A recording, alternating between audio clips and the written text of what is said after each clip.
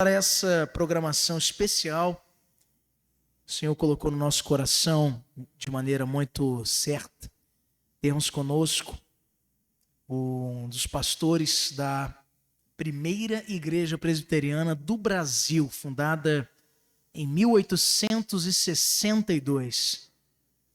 Bacharel em teologia pelo seminário presbiteriano Ashbel Green Simonton, no Rio de Janeiro. Já mestre, né? Mestrando também em divindade pelo Centro Presbiteriano de Pós-Graduação Andrew Jumper. Reverendo Daniel Jardim, e para quem estendemos a nossa gratidão pelo atendimento do nosso convite, prontamente, já ao fazermos contato, se disponibilizou, frequentemente mostrou da sua alegria. Vou deixar que ele se apresente um pouco mais, fale da sua família. Tivemos o privilégio de estar com ele ao recebermos pela manhã, quando chegou. Fomos almoçar para ele conhecer um pouco da nossa realidade amazônica. Falei para ele, para quando ele voltar para o Rio, usar da influência lá da catedral, para dar um puxão de orelha no projeto Sola, que esvaziou nossos 50 anos daí para hoje. Né? Mas quem veio, eu garanto para você que vai ser melhor que ele. Né? Teve irmãos até que venderam ingressos para estar aqui. Né? Não foram muitos. Uns venderam a oportunidade de estar aqui e foram para lá. Mas olha, Deus sabe de todas as coisas, brincadeiras à parte, né? Os próprios irmãos também, lá do Projeto Sola, foram convidados para estar conosco no domingo, mas tiveram que recusar o convite por conta exatamente da turnê aí, do aniversário dessa banda tão querida, que tem abençoado a nossa igreja. Cantamos até um hino hoje na versão que eles também colaboraram para construir. E sem mais delongas, nós queremos chamar aqui à frente o reverendo Daniel Jardim, que vai nos trazer a mensagem de edificação, não somente hoje, como também amanhã, por ocasião da continuidade da nossa celebração dos 50 anos da IPA. E pela manhã, às 9 horas, e à noite, às 18 horas. Reverendo Daniel.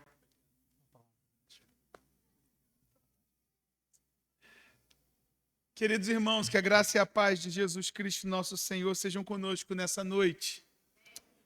Que alegria estar aqui. Pela primeira vez, o Senhor me dá a oportunidade de estar aqui no Pará, aqui especificamente em Ananindeua. E eu agradeço muito ao pastor Gabriel, obviamente ao conselho da igreja, pelo convite tão carinhoso desde sempre, desde o início, palavras tão carinhosas, e pela oportunidade. Fico muito grato, de fato, de viver isso aqui que Deus está fazendo na vida de vocês, através da igreja de vocês. E nós, lá do Rio de Janeiro, louvamos ao Senhor por cada irmão, cada irmã que tem dedicado a sua vida para o crescimento do reino. Como o pastor falou, eu sou pastor auxiliar lá na Igreja Presbiteriana do Rio de Janeiro. A nossa igreja, no próximo mês de janeiro, vai completar 164 anos. E para a gente é motivo de muita gratidão ao Senhor. E também temos tido o privilégio de ver o agir de Deus ali. Então, eu trago especificamente o abraço do conselho da igreja, os pastores da igreja, os presbíteros da igreja. Trago um abraço aos irmãos, ao pastor, que o Senhor continue a fazer prosperar essa obra para a glória dele. Eu sou o Daniel, como o pastor falou. Eu sou casado com a Letícia e Deus tem nos dado um jardim muito florido, para brincar com o meu sobrenome. Nós temos 4 princesas: a Antônia, de 5 anos, a Maria, de 3 anos, a Ana, de 2 anos, e a Abigail, que acabou de fazer 2 meses. Tem sido uma alegria, tem sido dinâmica a nossa vida, vocês podem imaginar, mas tem sido uma bênção. E eu trago também o carinho da minha família, que está lá em casa, se preparando para o domingo, né? Para o grande dia nosso da semana. E eu, particularmente, trago também o carinho da nossa família aos irmãos. E passado tudo isso, minha gratidão, a minha apresentação, não vim aqui falar sobre isso. Vim aqui falar sobre a palavra do Senhor. E particularmente, Sou muito grato a Deus por poder fazer isso.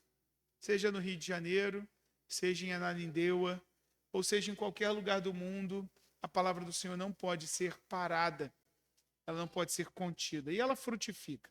E é isso que nós vamos ver hoje, nós vamos ler e falar sobre o texto de 2 Reis, capítulo 22, e nós vamos ler o capítulo 22 todo, dos versículos 1 até o versículo 20. 2 Reis, capítulo 22, de 1 a 20. Eu quero convidar você a abrir a sua Bíblia, se colocar de pé. E nós vamos fazer também, como é um texto maior, eu quero convidar você a fazer essa leitura comigo. Coloque-se de pé. 2 Reis, capítulo 22. E nós vamos ler do versículo 1 até o versículo 20. Eu vou ler os versículos ímpares, os irmãos vão ler os versículos pares, tá bom? Diz assim a palavra do Senhor em 2 Reis 22. Tinha Josias 8 anos de idade quando começou a reinar, e reinou 31 anos em Jerusalém. Sua mãe se chamava Gedida, e era filha de Adaías de Boscate.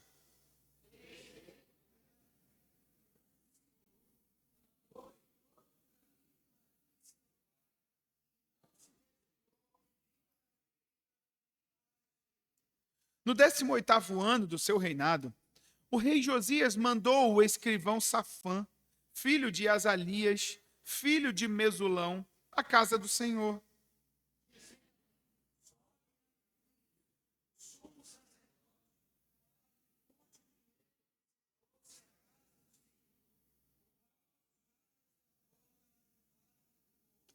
Que o deem nas mãos dos que dirigem a obra e têm a seu cargo a casa do Senhor, para que paguem aqueles que fazem a obra que há na casa do Senhor, para repararem os estragos da casa.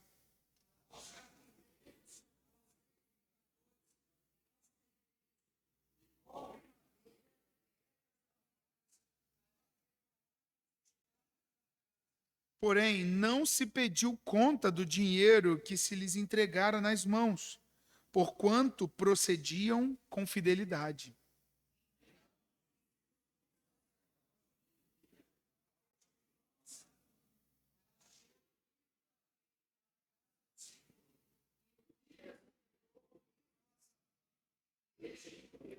Então, o escrivão Safã veio a ter com o rei e lhe deu relatório, dizendo: Teus servos contaram o dinheiro que se achou na casa e o entregaram nas mãos dos que dirigem a obra e têm a seu cargo a casa do Senhor.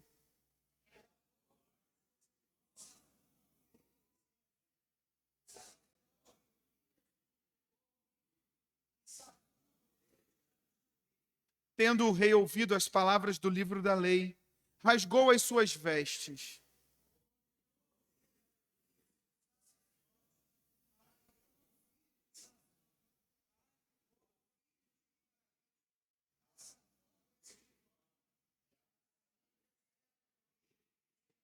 Ide e consultai o Senhor por mim, pelo povo e por todo o Judá, acerca das palavras desse livro da lei, deste livro que se achou, porque grande é o furor do Senhor que se acendeu contra nós, porquanto nossos pais não deram ouvidos às palavras deste livro, para fazerem segundo tudo quanto de nós está escrito.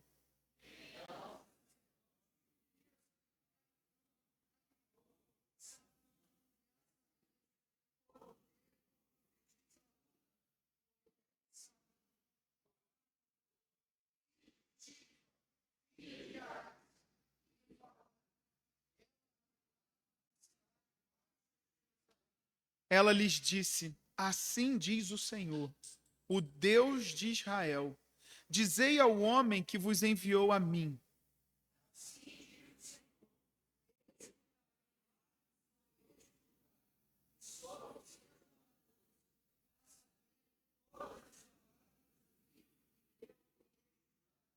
Visto que me deixaram e queimaram incenso a outros deuses, para me provocarem a ira com todas as obras das suas mãos. O meu furor se acendeu contra este lugar e não se apagará.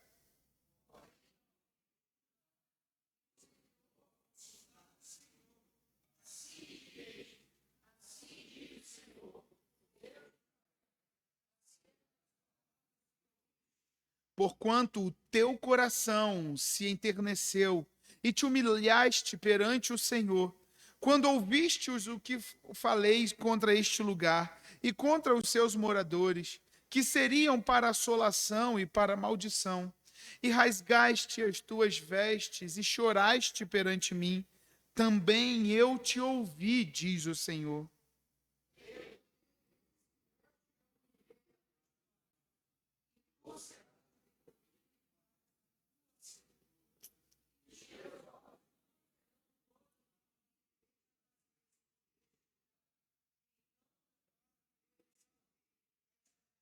Essa é a palavra do Senhor para essa noite. Abaixe sua cabeça, vamos orar? Querido Deus, muito obrigado pela tua palavra que foi aberta e lida. Muito obrigado por vivermos num país no qual podemos fazer isso com liberdade. A gente é muito grato ao Senhor pelo privilégio, mas a gente pede, ó Deus, que tu, pelo teu Espírito Santo, ilumines a nossa mente, de forma que a gente entenda o que a tua palavra nos diz. E por isso a gente precisa do teu agir. Que essa palavra penetre não somente na nossa mente, no nosso intelectual, mas que vá no mais profundo do nosso ser, quebrando o nosso coração, levando o nosso coração para mais junto de ti, que hoje nós saiamos daqui melhores servos e servas para a glória do teu nome. Ilumina-nos, ó Senhor. É o que nós oramos em nome de Jesus. Amém. Você pode se assentar. Mantenha a sua Bíblia aberta. 50 anos que Deus tem escrito a história aqui na Igreja Presbiteriana de Ananindeua. Homens e mulheres, há 50 anos atrás, tinham um sonho. E que, ainda que eu particularmente não saiba, nunca vi os documentos da igreja de vocês, nunca vi os relatos dali daqueles irmãos e irmãs, e como o pastor Gabriel falou hoje comigo, aparentemente não tem ninguém hoje aqui que estava naquela época, ou seja, muito recente daquela época, mas a despeito da gente não conhecer, eu não conhecer especificamente, eu tenho uma certeza.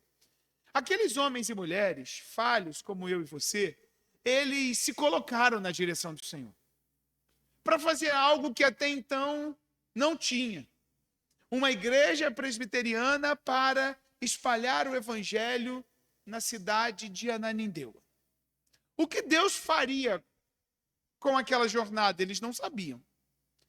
Certamente eles não podiam vislumbrar que 50 anos depois nós estaríamos aqui. Que 50 anos depois, a igreja lá no Rio de Janeiro enviaria um pastor a pregar no aniversário de 50 anos. Que no aniversário de 50 anos, o presidente do Supremo Concílio da Igreja Presbiteriana do Brasil viria aqui, como foi no dia de ontem o reverendo Roberto Brasileiro. Eles não podiam, não sabiam o que vinha pela frente. Eles não sabiam quais seriam os resultados desse fruto. Mas Deus escreveu uma história, tem escrito uma história, a partir do desprendimento deles de começarem esse trabalho. A nossa história, ela é feita assim, não é? Ela é feita a partir do trabalho de homens e mulheres fiéis ao Senhor. Nós, enquanto reformados, podemos saltar um pouco mais no tempo e há 500 anos atrás, aproximadamente, como herdeiros da Reforma Protestante, da mesma forma.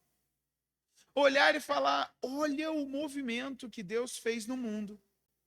A partir de homens e mulheres que se dispuseram a pregar, a aprender do Evangelho, pregar esse Evangelho com fidelidade. Olha o que aconteceu. O Evangelho saiu da Europa, chegou na América, da América do Norte chegou no Brasil, ali no Rio de Janeiro, do Rio de Janeiro começou São Paulo, Minas Gerais, chegou na região norte, chegou na cidade de Ananindeua há 50 anos atrás e continua. Homens e mulheres que a despeito de serem heróis na nossa história, são falhos como eu e você. Mas que se dispuseram diante do Senhor a fazer a diferença. E eu quero lembrar aos irmãos aqui presentes que 50 anos da Igreja Presbiteriana de Ananindeua nos faz pensar no passado, mas precisa nos fazer pensar no futuro. Precisa nos fazer, como agora, membros daqui, participantes dessa obra, do que nós podemos pensar para o futuro. Quem somos nós, a fim de continuarmos, de desbravarmos essa obra? Se eu pudesse falar com você, pelo que você gostaria de ser conhecido?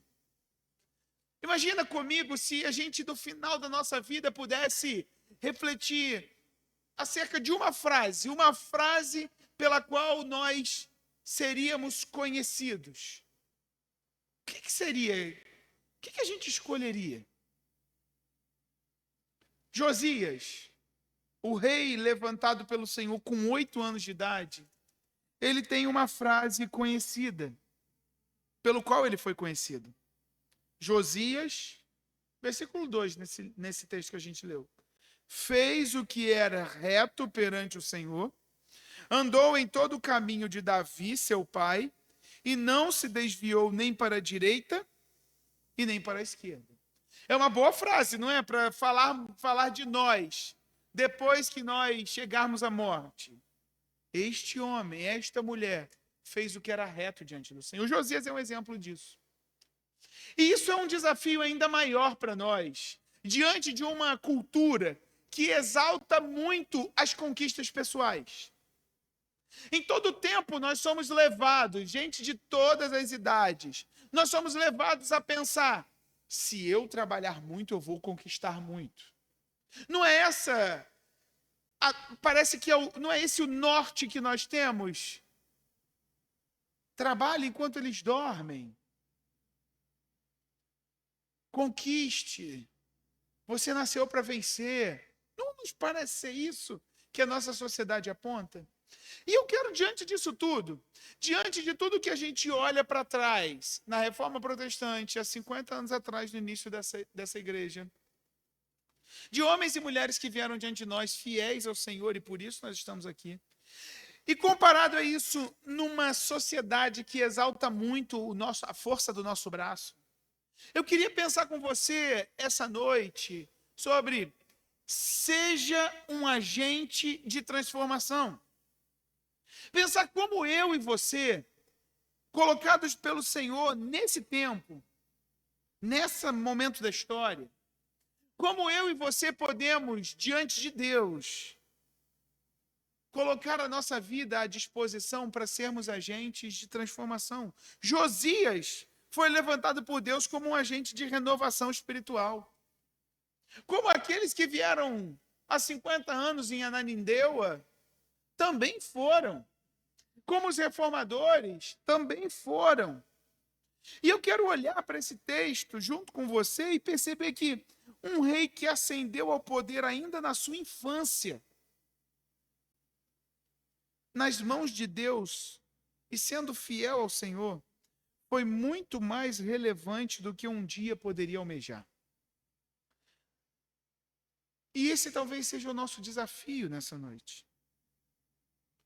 Olhar e ver que a história que foi passada, ela deve servir para a gente, sim, de impulso para seguir. Mas ela não pode nutrir no nosso coração orgulho, no sentido de que, como se a nossa história falasse por nós mesmos. Deus continua a levantar homens e mulheres para seguir a sua obra. Há muito trabalho a ser feito na cidade de Ananindeua. Há muitas almas perdidas que devem ser alcançadas. Há muitas pessoas que estão em situações precárias, que precisam ser amadas. E Deus chamou vocês a fazer isso, a serem agentes de transformação em Ananindeua, no Pará, no Brasil. Seja um agente de transformação. Eu quero convidar você para voltar para o texto. Olha como é que começa o texto de 2 Reis 22. Tinha Josias 8 anos de idade quando começou a reinar.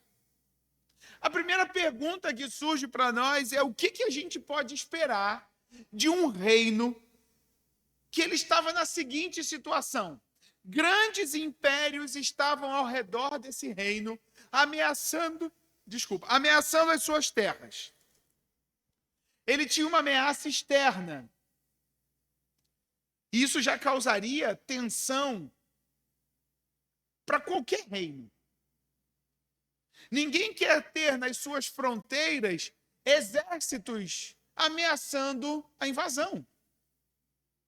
Mas não somente ameaças externas eram vividas aqui pelo reino de Judá. As pessoas, elas estavam se corrompendo cada dia mais. Era uma sociedade que estava abandonando a cada dia os caminhos do Senhor.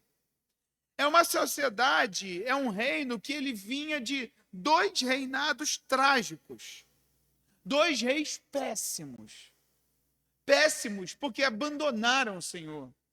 E agora, com exércitos poderosos ameaçando entrar, com uma sociedade que a moral já acabou, o relacionamento com Deus acabou, agora uma criança ascende ao trono. O que a gente poderia imaginar de um reino desse? Se você não sabe, se a gente não sabe a história de 2 Reis, a gente diria, acabou. Não tem como. Olhar para a história de Judá a partir dessa ótica é dizer, coisas terríveis estão para acontecer. Mas é diante desse caso, é diante dessa circunstância, que Deus age poderosamente no reino de Judá, levantando Josias como rei aos 8 anos de idade. Que, ao contrário de seu pai, Amon, e de seu avô, Manassés, Josias foi um bom rei para o povo de Deus. Aliás, um bom rei não, o melhor rei de Judá. Conforme 2 Reis 23, 25, que diz assim, antes dele, de Josias, não houve rei que lhe fosse semelhante, que se convertesse ao Senhor de todo o seu coração e de toda a sua alma e de todas as suas forças, segundo toda a lei de Moisés.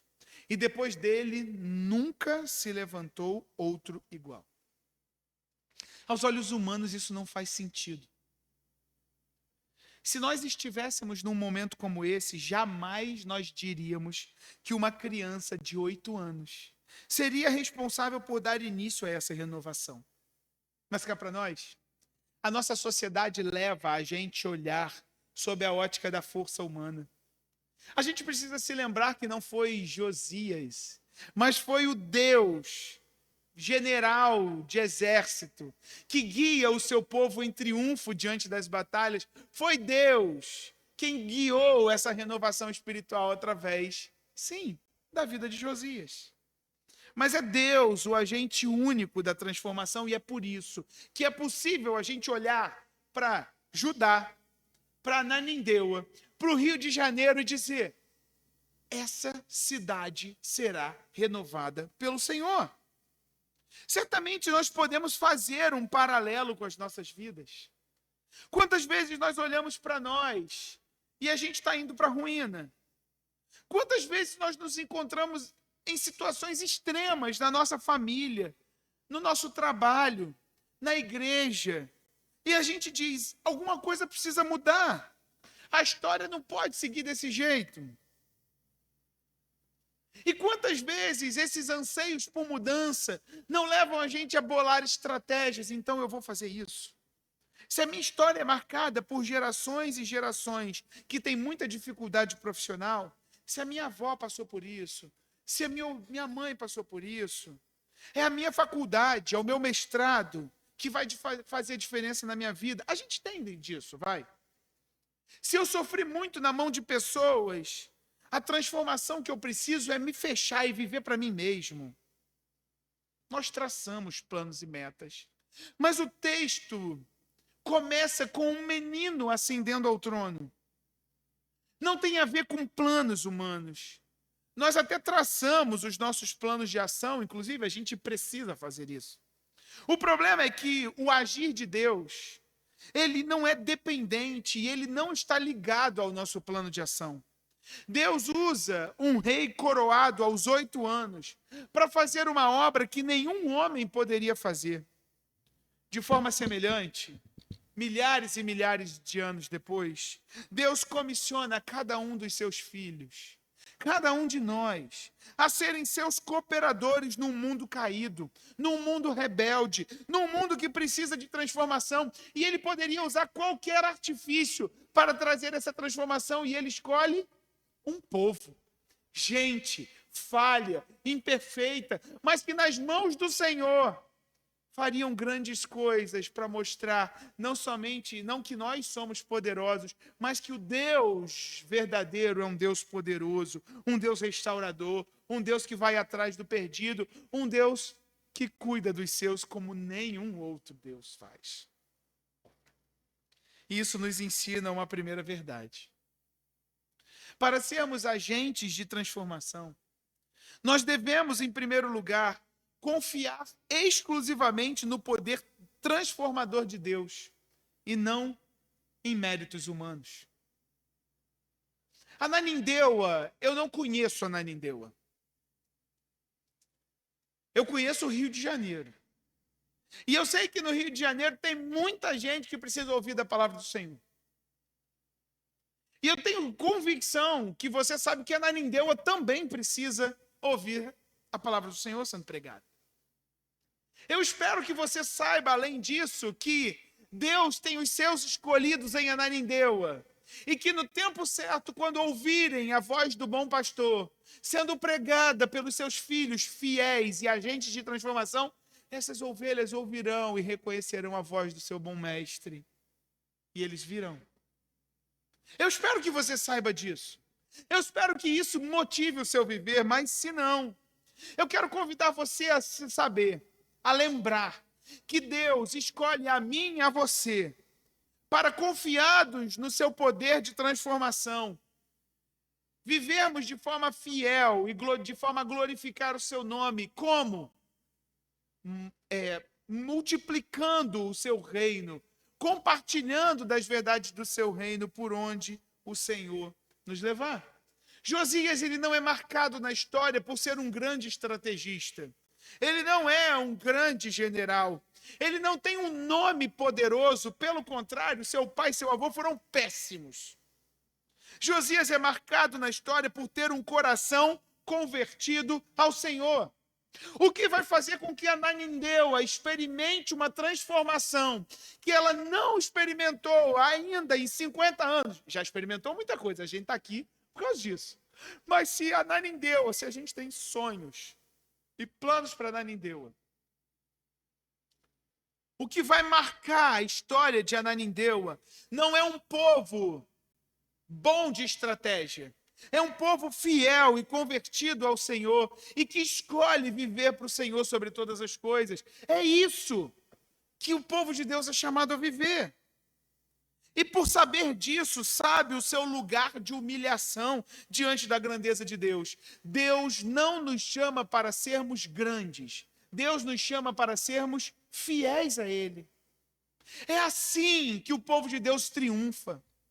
Não pela vitória do seu próprio braço, mas pela vitória do general que vai à frente de nós. É assim que a gente vive verdadeiramente uma transformação. Eu espero, de hoje para amanhã, conhecer a história de alguns de vocês. De a gente sentar e conversar, e você dizer como que o Evangelho chegou na sua vida. O que o Evangelho está fazendo no seu bairro? Eu espero.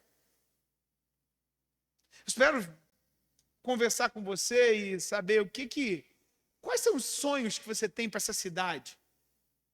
Como que você está usando o seu dom para impactar essa cidade? Eu espero. E assim, para a gente viver verdadeiramente essa transformação, a gente precisa deixar de olhar para nós, para nossa grandeza e nos humilharmos diante de Deus. Eu te pergunto, você quer ser um agente de transformação aonde você estiver? Em primeiro lugar, confie e viva dependente do poder transformador de Deus, antes de olhar para os seus méritos. Mas o texto continua. A Bíblia vai nos dizer que Deus ele faz isso através de um menino.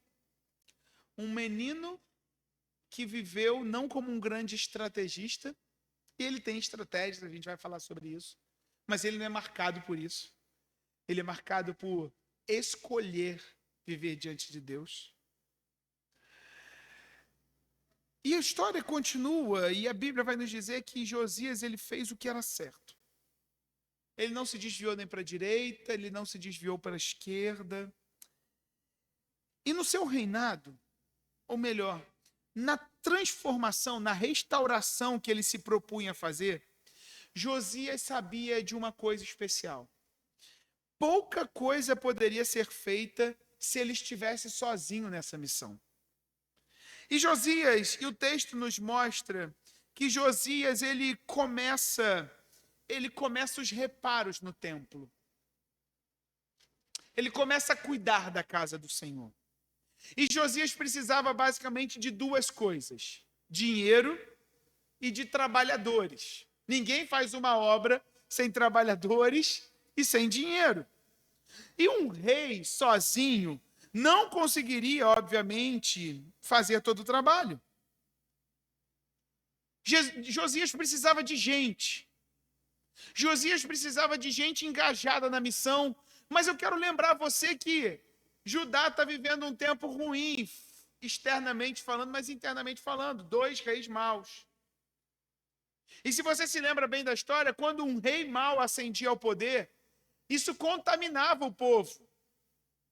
E 2 reis maus, de fato, faziam com que aquela sociedade, aquelas pessoas, elas fossem más. Existia prostituição cultica. Outros deuses eram adorados. A lei era ignorada. A lei nem era conhecida por muitos. Eu te pergunto, o que você esperaria dos trabalhadores do rei? Gente boa, engajada na missão. Gente que vai ouvir a voz do rei e vai falar assim, tá bom, agora eu vou me empenhar nessa obra, porque o rei está mandando e é para Deus. É isso. O que a gente esperaria dos súditos de Judá? Que eles fossem bons? Que eles fossem confiáveis? Que eles seguissem a visão? Ou a gente esperaria que eles estivessem totalmente corrompidos? É claro que a gente esperaria que eles estivessem corrompidos. Os reis anteriores tinham sido ruins. Mas acontece que antes de a transformação estar no coração e nas mãos de Josias, a transformação e a restauração de Judá já estava no coração de Deus, que já estava levantando os meios necessários para tal. E a Bíblia vai nos dizer, a partir do versículo 3, que Josias envia dinheiro para os trabalhadores no templo. Que os trabalhadores seguiriam fielmente a ordem de Josias. E é curioso, porque o versículo 7 nos diz assim, porém, não se pediu conta do dinheiro que se lhes entregaram nas mãos, porque procediam com fidelidade. Em meio ao caos espiritual que Judá vivia, Deus estava mantendo homens fiéis que serviam na casa do Senhor. Em meio à iminente reforma espiritual que viria, Josias não estava sozinho. Deus havia movido o coração do rei, mas havia movido o coração de tantos outros que estavam insatisfeitos com o status quo. Isso nos ensina uma segunda lição. Em meio à necessidade de transformação, não pense que você está sozinho na missão. Olhe para o lado e reconheça a provisão que Deus tem levantado. Nós não estamos sozinhos. Nós não somos chamados a viver sozinhos. Nós não somos chamados a criar mais barreiras e não pontes entre nós, povo de Deus. Ao olhar para a nossa cidade, para o nosso país, para o mundo, pode bater um certo desânimo. Dar um passo para trás é ver as notícias ruins, as notícias que não melhoram, os governos que não mudam, tudo segue difícil, tudo segue injusto. E talvez você olhe e fala, será que ninguém está vendo isso?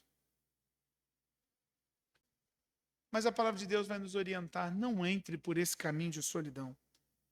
Essa igreja ela não foi feita com homens individualistas. Essa igreja ela não chegou até aqui com homens e mulheres que achavam que era só pela força do seu próprio braço. Não foi. Josias teve o seu coração levado na direção do Senhor, mas ele trabalhou com muitos outros levantados por Deus para serem seus colaboradores. Deus tem uma obra a fazer. A nossa teologia nem nos dá margens para isso, como se isso fosse uma profecia sem sentido. O reino de Deus ele é feito para crescer. A igreja do Senhor é um organismo vivo. E enquanto nós olharmos somente para a nossa jornada como se fôssemos os únicos, os triunfantes, ou para a nossa denominação, ou para a nossa igreja local, a gente não está vivendo a realidade do reino com totalidade. A nossa vida não é para ser solitária. Lembre-se de que Deus tem levantado homens e mulheres fiéis, que podem estar aí, sentados do seu lado, para continuar a sua obra de transformação no mundo. Você não está sozinho, não. Desfrute da provisão do Senhor. Mas o texto ele ainda continua. E depois, lá nos versículos 11 até o 13, olhar para a história de Josias também nos leva a um terceiro ensinamento, se nós queremos viver verdadeiras transformações. Olha o que diz os versículos 11 ao 13. Tendo o rei ouvido as palavras do livro da lei, rasgou as suas vestes, ordenou ao rei a Ilquias, o sacerdote, a Aicão, filho de Safã, a Aquibor, filho de Micaías, a Safã, o escrivão, e a Asaías, servo do rei, dizendo: Ide e consultai o Senhor por mim, pelo povo e por todo o Judá, acerca das palavras desse livro que se achou. Porque grande é o furor do Senhor que se acendeu contra nós, porquanto os nossos pais não deram ouvidos às palavras desse livro, para fazerem segundo tudo quanto de nós está escrito. Nessa restauração do templo, o livro da lei é achado. Estava perdido. Os dois reis anteriores não ligavam para ele. Estava perdido. E quando Josias recebe e ouve do livro da lei, o seu coração vai na direção do Senhor. E diz, o furor do Senhor está na nossa direção. Nós abandonamos o seu caminho. Vamos mudar a vida. Vamos restaurar a vida. E se nós queremos ser agentes de transformações, nós precisamos de coragem para executar mudanças necessárias a fim de vivermos fielmente a palavra de Deus. Josias terminou de uma vez por todas com tradições dos seus antepassados que eram danosas à santidade. Josias, no próximo capítulo você vai ver, depois você vê na sua casa, Josias matou sacerdotes.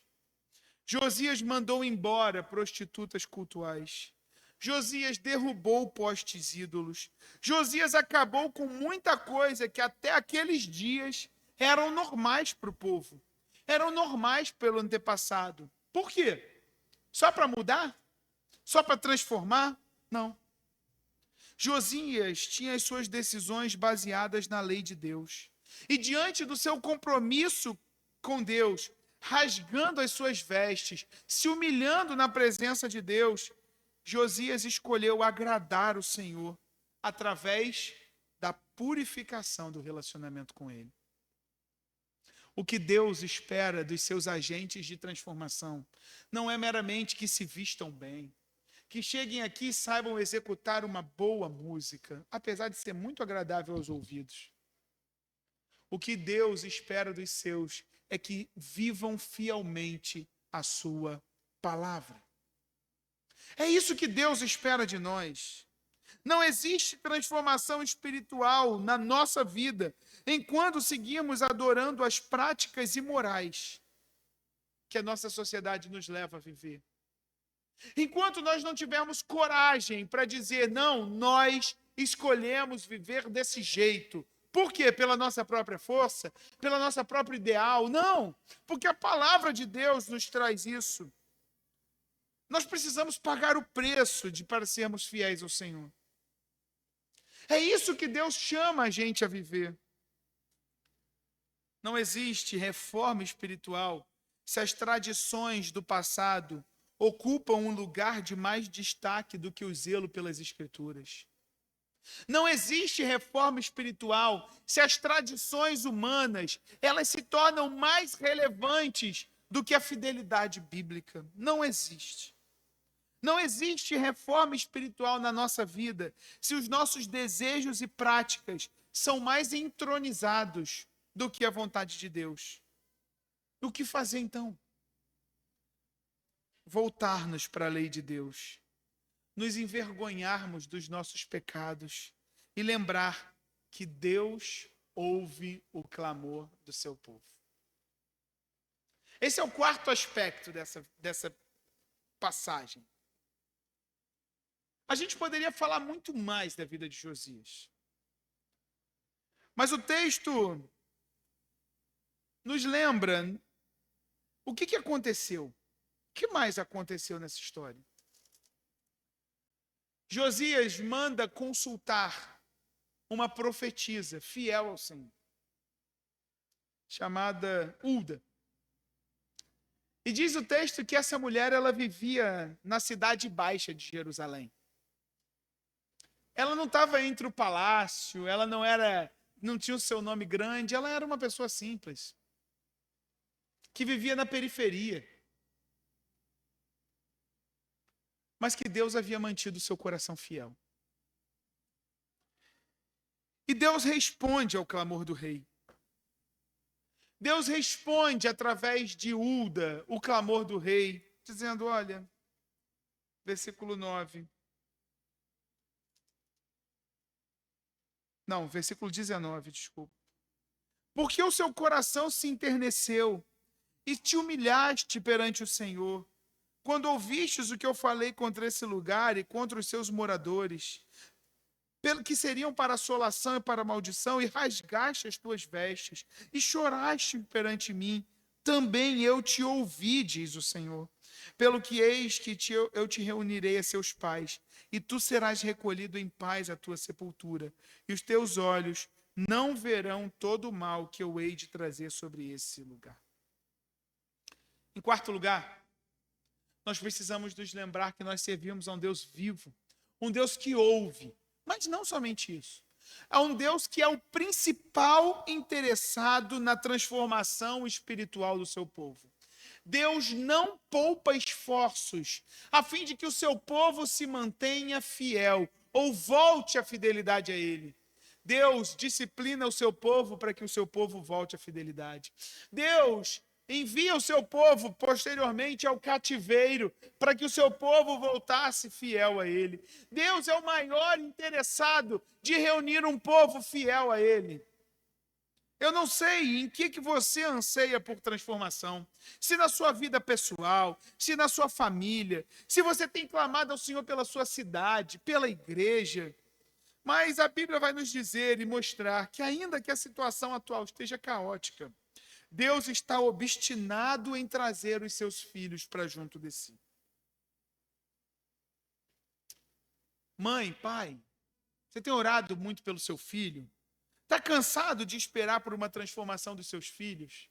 Lembre-se, Deus é o principal obstinado, interessado na transformação espiritual do seu povo.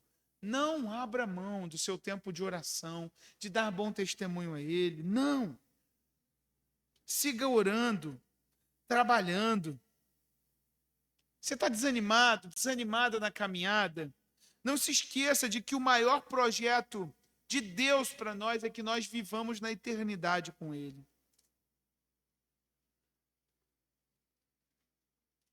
Eu comecei perguntando para você o que você gostaria que fosse a frase da sua vida.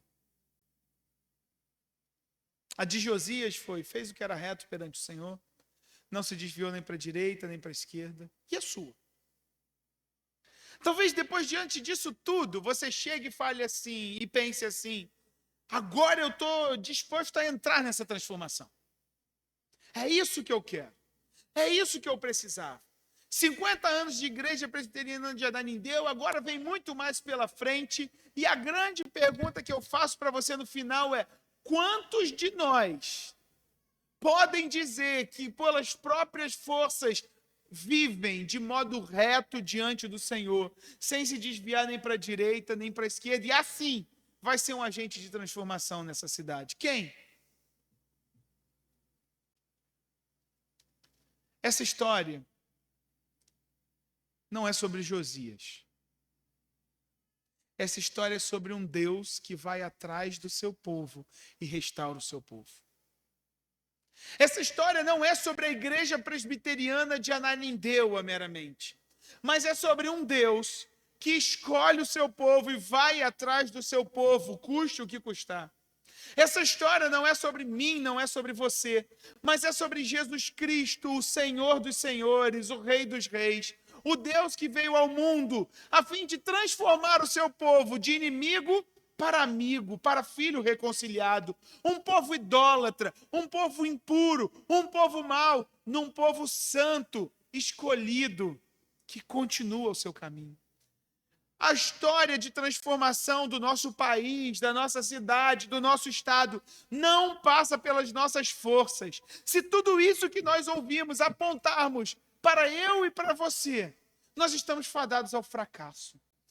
Nós estamos fadados a fazer com que o nosso nome seja grande, mas fraco demais para causar transformação na nossa sociedade. Mas da mesma forma como Josias não é o personagem principal dessa história, eu e você não somos os personagens principais da nossa história. É por isso que Jesus Cristo, Filho do Deus vivo, veio ao mundo para nos reconciliar com Deus. E o convite do Senhor é que nós nos lembremos dessa verdade e que nós nos voltemos para Ele com fidelidade, com integridade, lembrando que os caminhos que Deus tem para nós não são caminhos de grandeza, mas são caminhos de fidelidade. Pode sim gerar grandeza aos olhos humanos, mas não é esse compromisso que Deus tem com o seu povo.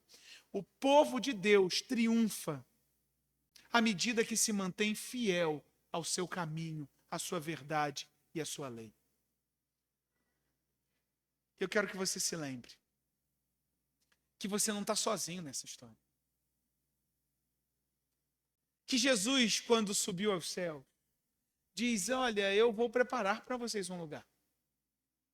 Mas ainda, enquanto eu não estiver com vocês, eu vou enviar um Consolador. A igreja do Senhor, ela não vive pelas suas próprias forças, pela sua história ou pela sua boa e rica teologia. Ela vive sustentada pelo poder do Espírito Santo de Deus, que mantém o seu povo em fidelidade. A nossa história não é um fim em nós mesmos. Nós estamos aqui depois de 50 anos, porque lá no passado, homens e mulheres resolveram ser instrumentos nas mãos de Deus. Ouviram a voz do Senhor e obedeceram. Quando essa igreja completar 100 anos, se Cristo não tiver voltado, provavelmente poucos de nós estaremos aqui.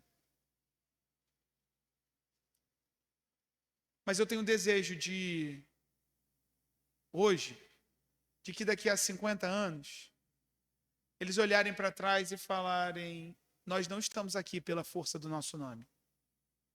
Nós estamos aqui por um Deus que nos guiou em fidelidade. Olha o que Deus está fazendo. Olha o que Deus tem feito na vida de vocês. Eu não sei o que vai ter no meu no meu túmulo, quando eu morrer, a frase que vai definir a minha vida? Eu não sei. Mas para nós, que vivemos agora com Ele, com Cristo Jesus, nós somos chamados a ser agentes de transformação. Não existe transformação sem lei. Não existe transformação sem fidelidade à lei. Não existe transformação sem dependência de Deus. Não existe transformação solitária. Não existe honra em meio ao pecado. Não existe vitória na ausência de Deus. Seja um agente de transformação. Confie no poder transformador de Deus e não em méritos humanos. Não pense que você está sozinho nessa missão. Olhe para um lado, Deus escolheu um povo, um corpo para fazer parte disso. Tenha coragem para mudanças necessárias, quando essas mudanças conduzirem o povo em fidelidade ao Senhor. E lembre-se que Deus é o maior interessado na transformação espiritual do seu povo. E é por isso que Ele envia Cristo Jesus a ser o nosso Salvador, a ser o nosso Redentor e a ser o nosso caminho até o fim. Que Deus te abençoe. Parabéns, Igreja Presbiteriana de Ananindeua, pelos 50 anos. Que Deus os mantenha fiéis para os próximos 50 anos, até Cristo voltar. Deus abençoe vocês.